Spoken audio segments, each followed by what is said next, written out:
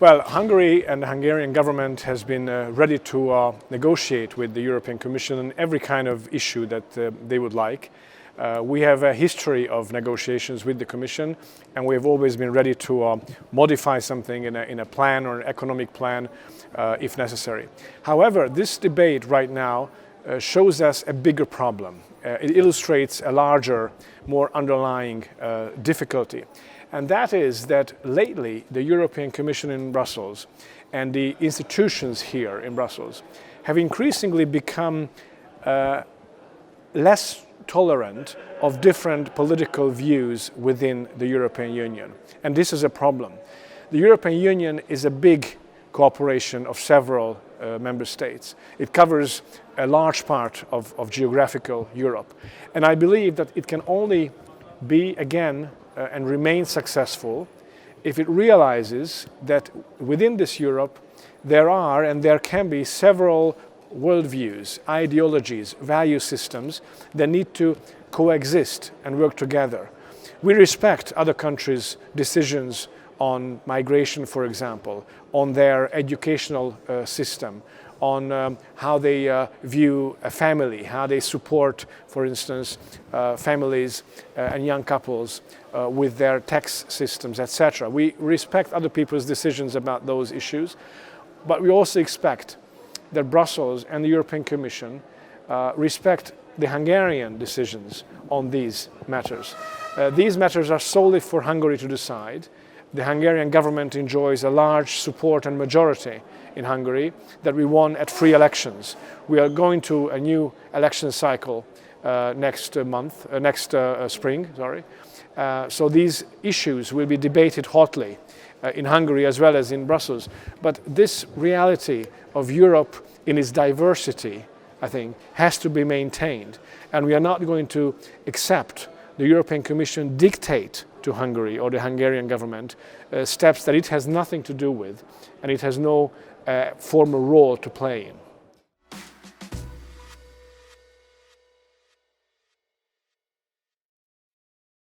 Well, we're not going to change the law which the Parliament just accepted with a large majority, and not only the governing party or parties supported it, but also one party from the opposition, which is very critical of the government. But on this particular issue, there was a large majority, so there's no reason, no point in changing that. And again, the larger issue here, the more general issue, is whether or not the European Union remains a cooperation of sovereign member states which respect each other, or whether it moves towards an over-centralized, Brussels-based union. We're not interested in receiving political diktats from Brussels. We used to receive political diktats from Moscow. We won our freedom back, and Hungary is a sovereign country that joined the European Union by its own decision. So we're ready to cooperate, and we want to maintain the European Union as a successful cooperation of member states that respect each other. But that's the only way that it can remain successful, if it respects its own diversity. So an ideological straitjacket from Brussels is not an option.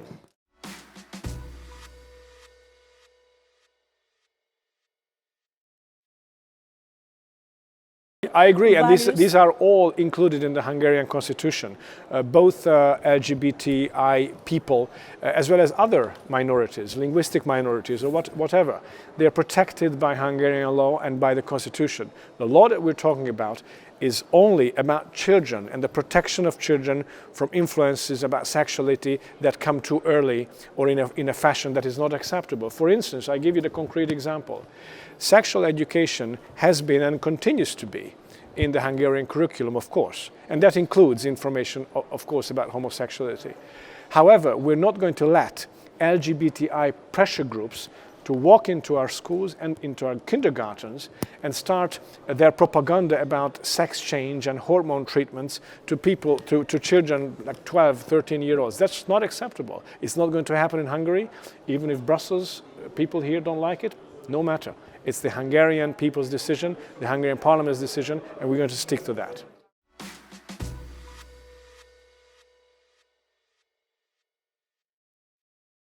Well, you've raised many issues about Afghanistan. First of all, it was a Western intervention into that country, a military intervention 20 years ago, where the main role, the central role, was played by the Americans. The decision to intervene was basically an American decision, and NATO supported it. And now to end it in this really poor fashion was also an American decision. Now, I'm very critical of how it has been done. If you intervene in a country, well, that's a hard decision to begin with. But if you're there, you need to make commitments, and if you leave, you have to do it in an orderly fashion. Now, this retreat has really been a catastrophic retreat, and I think it's been a humiliation for primarily the United States, but also to the Western world, the way it was done. So we criticize that, obviously. At the same time, Hungary, as a NATO member, has been part of this, but we were not the leaders who made the decisions about this retreat. Are you responsible or not for Afghanistan now? Well, to an extent, of course, you're responsible. We strongly believe in the need to help people in need and regions or countries in need where they are. We do not believe in mass migration as an answer to every problem in the world.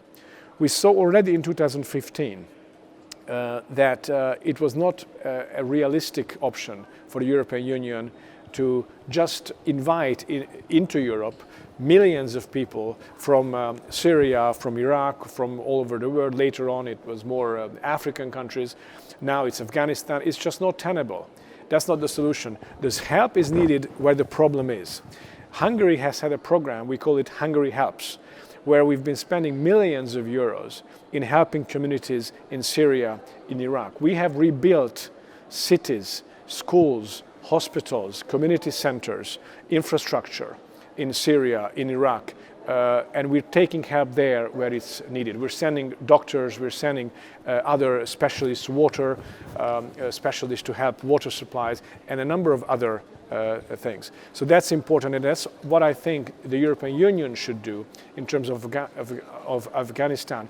It's not a good idea now to say that everybody who is from Afghanistan can come to the European Union. So that's not a good solution. The European Union is not there to help the entire world by bringing people in. This is not fair also for the regions that are in trouble. So we need to help them financially, we need to help them with know-how, and we need to help also the regions where the refugees immediately flee from a war zone. So if Afghanistan continues to be a source of refugees, the countries around it need to help.